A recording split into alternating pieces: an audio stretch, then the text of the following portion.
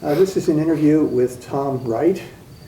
This is in connection with the Oral History Project for the Little Brown Jug. We're doing the interview in the log cabin at the Delaware County Fairgrounds, and the date is August the 27th, 2019. My name is Richard Levy. I just want to say a big thank you, Tom, for agreeing to be part of this oral history. So I'm going to start chronologically. How old were you when you first attended the Little Brown Jug? Obviously, attended the fair, I'm sure at early single digits, but my first experience with the jug, I was 13, and so that'd be 1974, and I was selling pop in the grandstand, so the guys who would cold pop here, that was me, and so that was my first experience with the jug. Yeah. What were your first impressions of this? Several, I guess. The people, the mass amount of people was really fun to see. Times changed. The attire of people was interesting to see. People got dressed up. People had shirts and ties and jackets and ties and top hats, and so that was fun to see. And then the first impression, probably more so, is the horse itself. Not being familiar with a standard-bred horse, a harness horse that races. I've certainly had ridden or experienced a saddle horse. There's a night and day difference between a saddle horse and a race horse. So probably just the animal itself was pretty exciting. What difference did you experience with the standardbred? How muscular they were. Yeah. You can see it in their shoulders and what I would call their veins sticking out, and the sheer muscle.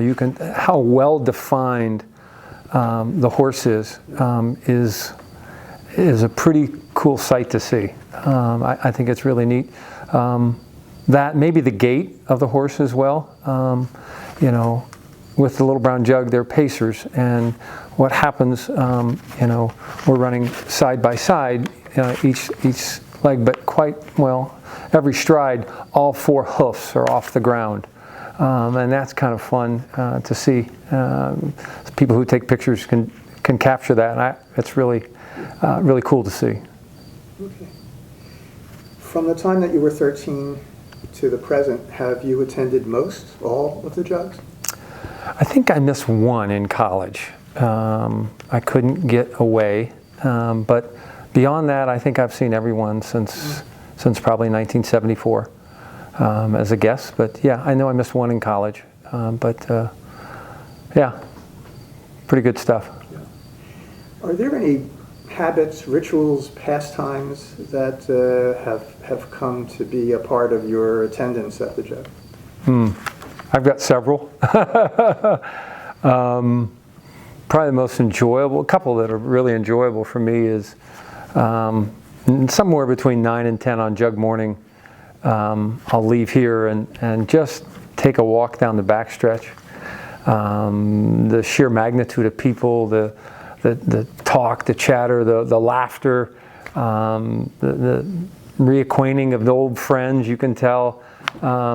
There's nobody down there that doesn't have a smile on their face, so I think that's something I really enjoy. I'll take my son with me. We'll stop at the first stand right there, and they sell a brown jug sandwich. It's just a breakfast sandwich, but we'll share that and walk on around and laugh with some people, so that's fun. After my father-in-law passed away, I kind of have a little bit of a moment in the infield on Jug Day.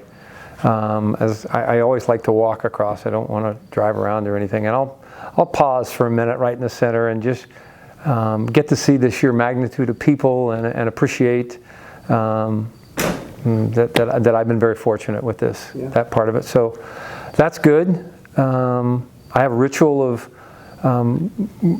the staff here in this log cabin and the race officials.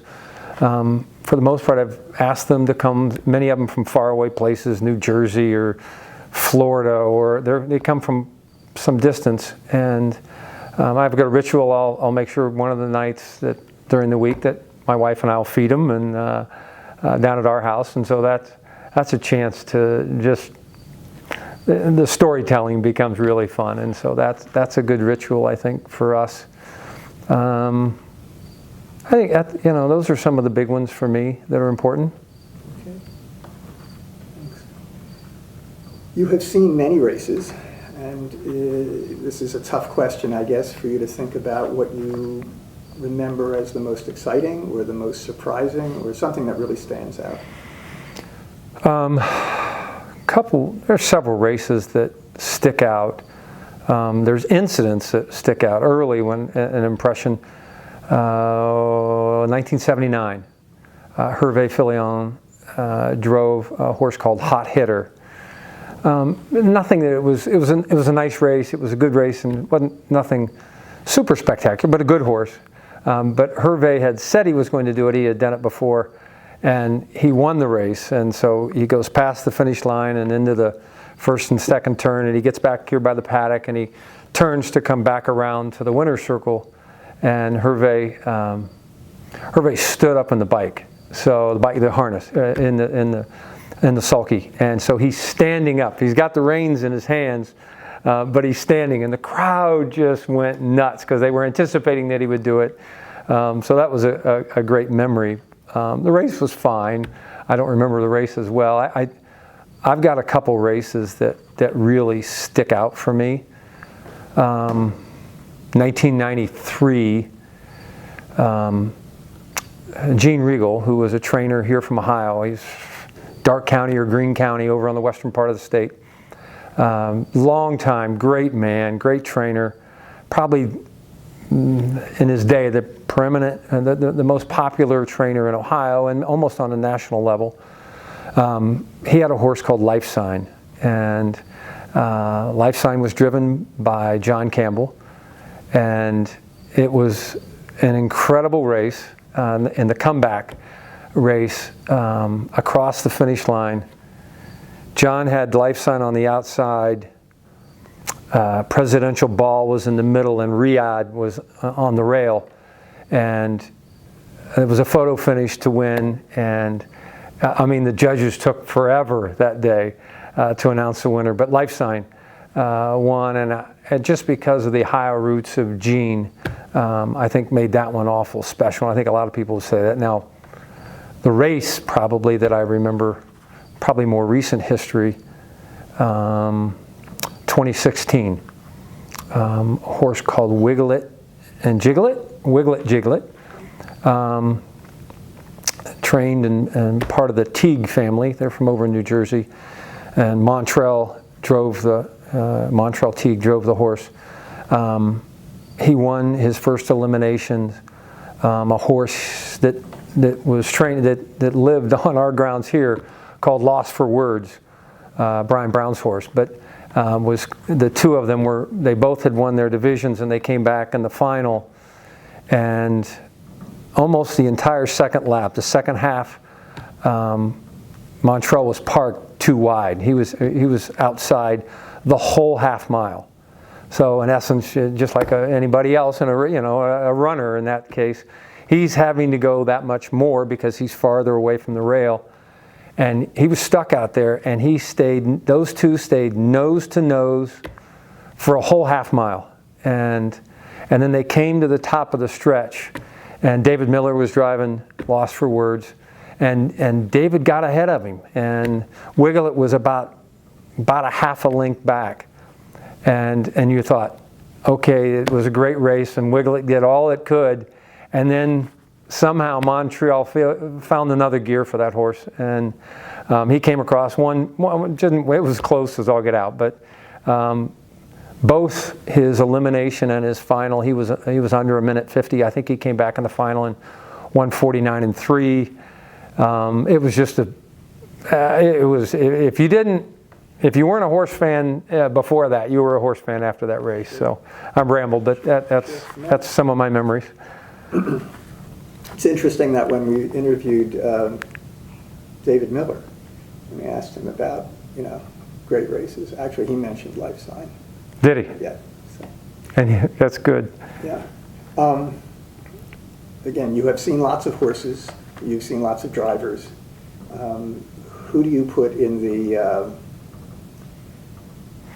Hall of Fame? Again, the really memorable horses. Yeah. God, there's two or three probably. I mean, I grew up most of my time here. John Campbell was the predominant driver of his time, all-time money, and so forth, and could, as some would say, could jiggle a horse like nobody's business. He was really smart at driving, and so John's up there. David Miller is, David just seems so calm and cool when he races. Doesn't seem to get too many highs, too many lows, and just knows how to handle the horse. And then probably going back, when catch driving, both David and John are catch drivers.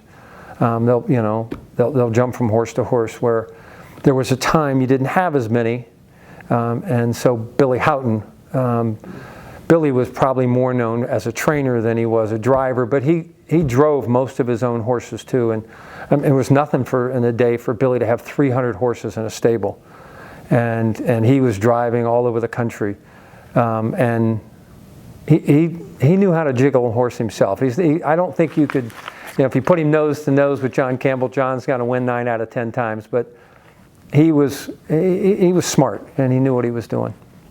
So. Okay. How would you say that the jug has changed over the course of the last, 30, 40 years? The racing somewhat. I mean, obviously the horses are bred for speed more, not as much for endurance. So that changes a little bit of how people train. But just to the sport itself and how it affects us here, probably to me the biggest change is simulcasting.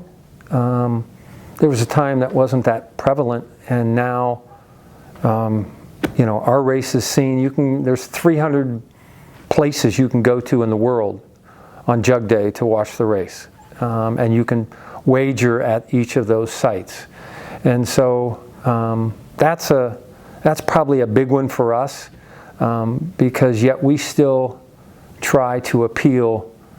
Don't take this wrong, simulcast folks, but we try to appeal to the people who are coming on site to our track. And we feel that's still really important to us. That's kind of what we're all about. So, but simulcasting makes probably the biggest difference to me.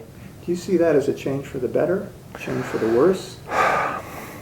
It's a change. Some may, we simulcast it's good for us, but financially, we're far better with the on-track handle, but it also, keeps in mind, it exposes our race to people around the world. And so we have people from multiple countries that come here, and I'm sure a lot of it is they've seen it at a simulcast spot, and so that got them excited to come to Delaware. So from that regard, simulcasting is good. It gets to more people, it gets to more bettors. Simulcasting allows a better where I may race on track 3 races in an hour, they can be watching 20 racetracks and bet on 50 in an hour if they want. That makes it a little bit different, but it exposes and gets our sport out there. I think that helps. Are there some traditions about the jug that you think should never change? Yeah. Definitely, and some people may not like it, but there's not very many of us that still what we refer to as heat race, making a horse go twice or even sometimes 3 times in a day. So we have an elimination and then they come back for a final. So we've changed. We used to have what was called an if necessary race where they could possibly go 3. We don't do that anymore, but the act of having the horse come back and race again a second time, as I said, like with Wiglet. Wiglet went faster his second mile than he did his first. And the fans love it. They get to see him twice. I mean, we're getting the best of the best. and our race fans get to see him twice. And so for me, that's a tradition that needs to stay. I think that's really important to us, to the fan, and I even ask lots of the trainers, you know, the last thing I want to do is you know, damage a horse. I don't want to stress a horse out. I don't want any of that. That's the last, you know, we always have to make decisions with the horse comes first, regardless of what decision you make, that has to come first. But everybody I talk to is very comfortable with it, and they love that. So I'm okay, that's important. Sure. So heat racing, in a sense, makes the jug special, just yes. by its nature. Are there any other things that you think make this stand apart? Well, anytime you can get 50,000 people around a little half-mile track, there's not too many places. I'll be bold enough to say there isn't any place that happens. So getting the patrons to come back, making sure that they have a good experience with their time, that too is critical and part of our tradition. I have a backdoor neighbor, and they've come for the past 25 years, and they meet another couple from Toronto. This is the only time they see each other all year, is on this backstretch, and they spend the whole day together and enjoy each other's company. I think that happens a lot. So that tradition of bringing people together is pretty good stuff. The fans appreciate it. From the person who came with a $10 bill and that's all they're going to bet today, or if they're just going to pass around quarters in their little box and that's how they do it, that's fine. Just as long as they keep coming back, that's all that matters. You know that some people will attend the fair and they will not attend the jug. In fact, there are people who won't even show up on Jug Day. Mm-hmm. Why do you think that is so? I'd like to think it's something for everybody, but it may not be. I'm sure we have some folks that just attend the fair or just attend some of the 4-H shows or the sales from an agricultural base, and that's great. Love to have them however we can get them on the grounds. My hope is that at some point they'll drift back here and take a look, even if that's not Jug Day, that they'll come back and see the races a little bit to get that experience of what it's about. Harness racing started, its grassroots is agricultural based. Guys used to work all day all week on a farm, and then, let's bring my horse and you against your horse on Sunday afternoon and let's see who's better. That's okay. People will obviously at times object, and that's okay. Maybe it's too much traffic, maybe it's too busy, but we welcome all of them to the grounds. So, okay. Yeah. Going into the future, in order for the jug to be maintained, to survive, to prosper, Mm-hmm. What changes, if any, do you think should be made? Good question. I think when we've started the process of it, and that is upgrading of our facilities will make a big difference, not only to the jug, to the fair, but to Delaware County and all the above. We are going to upgrade our first building, and we'll probably break ground at the end, or first part of October, and that will be our first ag center new building. It's about 28,000 square feet. And that will be, our goal is not only we're going to start building new barns. Our barns have been around since well before 1950, and they're in need of newness. We want to appeal to horses to train here year-round. The barns that we have today aren't necessarily year-round barns. So we're going to change our facility for the better. We want to make it more of a focal point of Delaware County, where people and businesses can come for meetings and weddings and you name it. We would just like to be that central hub where people can come. So that will be very important. And so the face of our grounds will dramatically change here in the next, 3 months to the next 10 years at least. So that will be very important. But we still want to maintain that heritage of a county fair. Our buildings will look and feel of something of years gone by, but once you get in them, they'll have the facilities of 2020 and what's necessary for that and beyond. So, but we have to change. We do. You have to, even on the horse side, we have to appeal, as I indicated sometimes with that simulcast, and how quick people may want to bet. So we have to look at different options of how we might do that as well. So we have to appeal to our customer, who those are, and that's important as well. Appeal to the customer and the horseman and the horse and all those things. So, yeah. You mentioned that this has a ripple effect for the city of Delaware, for the county of Delaware. Could you talk a little bit about how you see the Little Brown Jug as having an economic or cultural impact on a wider audience? Right. I think both. Economic from the standpoint of, go try to schedule a hotel room in Delaware County. You're going to have a tough time right now for the week of races and the week of the fair. The restaurants will be full, I hope, and I hope they prosper and everybody goes downtown and gets to experience all the great restaurants that Delaware has to offer. So that's part of it.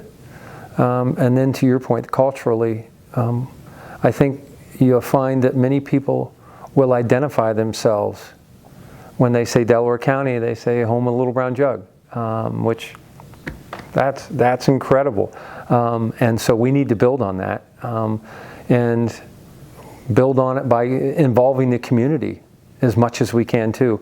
We're back to having contests to paint the windows downtown, or different committees that may come out of maybe not even a fair board committee, that a group of folks that want to do something unique that revolves around the fair or the Little Brown Jug or whatnot. So we got to get as many people involved as we can. So as you know, Delaware County is fast growing, and there's a lot of people that may not know, especially on the southern part of the county, that we're up here. So it's our job to make sure they know where we are and what we're all about, and to make that experience for them one that they want to keep coming back and tell all their friends. Okay. Well, I have some questions that are about you specifically. In previous interviews, people have said that the Jug is like a family. In your case, it's an actual family. And so would you describe, please, your family connections to the Jug? I say this probably too much. I think I was 16. After doing my pop duty as 13 or 14, I worked some gates for a little while as a kid. And over here, Tom Thompson, back in those days, the electronic didn't happen as much as it does today, and so you needed somebody to run to the airport to pick somebody up, or run to the post office, or run to here, run to there. And so Tom always had what he referred to as an errand boy.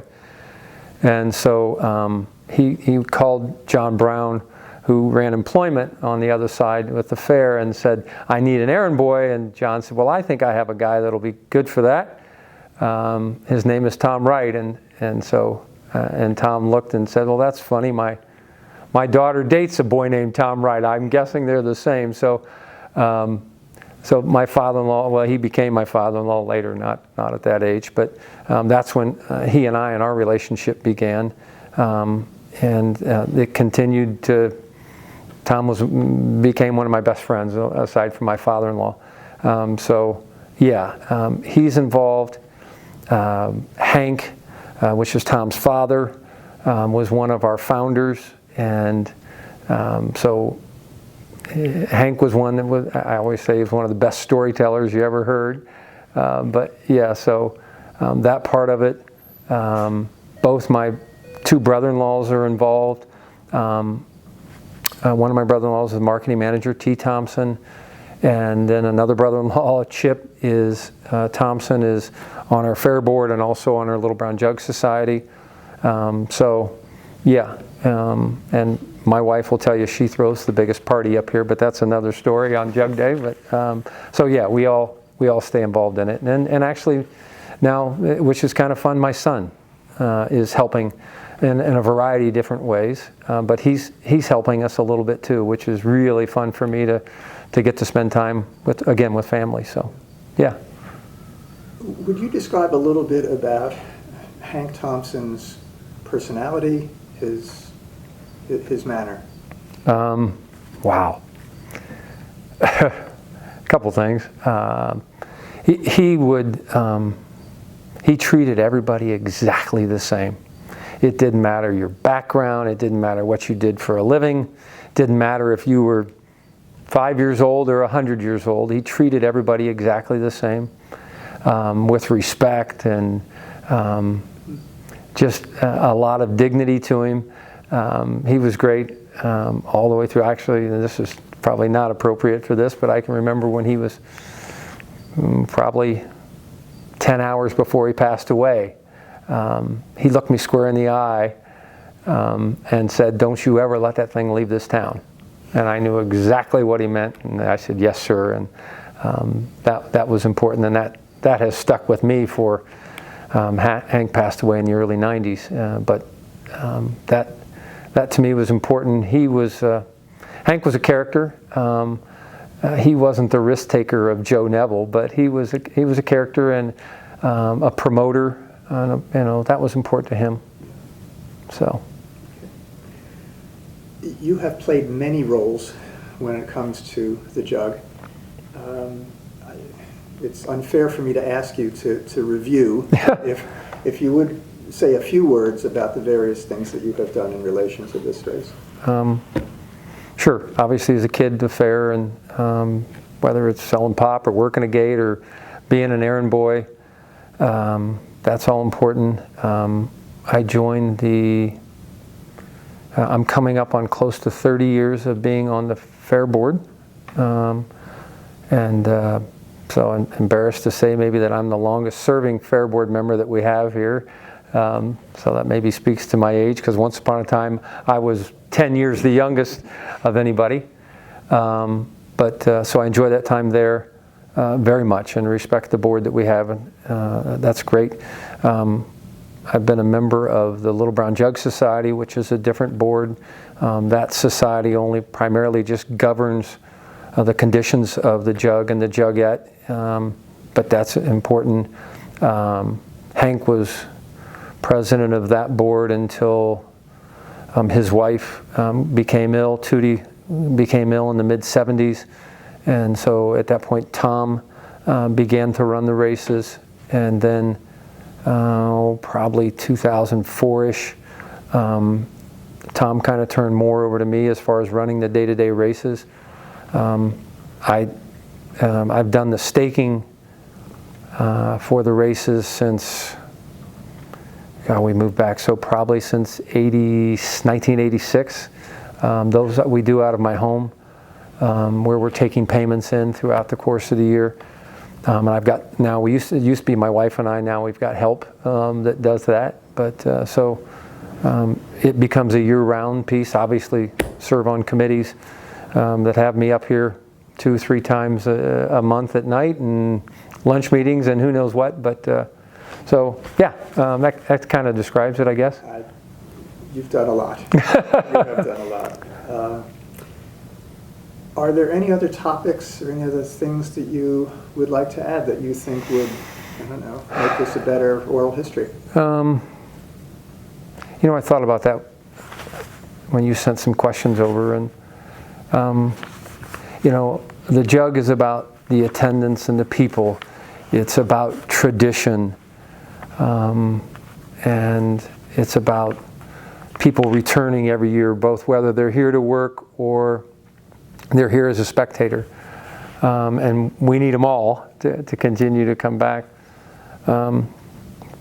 for me, as I've been here longer, I still want to focus and draw the attention to the animal itself, because without the animal, we're nothing.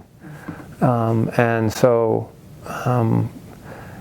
if you ever get, anybody from an oral history standpoint, if you get the chance to come up here or go to a track, but come up here during the week at any time, and you'll find 25 horses at 8 o'clock in the morning out there on that racetrack that are jogging and that are training their horses. And when you see a horse train, you'll get, at least I do, I get chills up my back, because it is amazing to watch an animal that is that well put together, well bred, well trained. It's beautiful. It really is. And so for me, we can't lose sight of the animal, because that to me is most important. Yeah. So. And I think one of the things that's remarkable about this is how close you can get. It's not, from a distance of 100 yards. You're within a distance of 2 yards. Yes. Yeah. So. You can even go in the barns if you want and pet them on the nose. It doesn't matter, and most of the guys are pretty good about it. But I've had a chance to jog a horse a couple of times, and I was scared to death half the time just jogging. I can't imagine having, 4 horses on either side of me and a starting gate and everything that comes with it. But the sheer magnitude of the power that is there, it can be scary too. But it's unique. Well, thank you very much for taking the time and sharing your experiences and sharing your stories. Thank you. This was good. I appreciate you. Okay.